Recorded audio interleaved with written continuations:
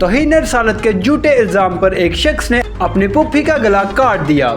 गुजरांवाला की peoples colony में गुलाम मुरसलीन नामी नौजवान ने अपनी पुप्पो फरा पर तौहीन मजहब का झूठा इल्जाम लगाकर गला काट कर कत्ल कर दिया।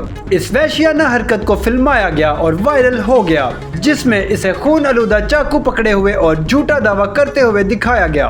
पुलिस की तफ्तीश के बाद इंकशाफ हुआ कि कत्ल जाती रंजिश की वजह से हुआ। इस कत्ल को जवाज फराहम करने के लिए तौहीन मजहब का इल्जाम लगाया गया। मुलजिम को असले में जायबकुवा से गिरफ्तार करके दफा 302 के तहत कत्ल का मुकदमा दर्ज कर लिया गया। पुलिस ने तस्दीक की कि तौहीन रसालत का कोई सबूत नहीं मिला। आइए मजीद जानते हैं इस वीडियो में।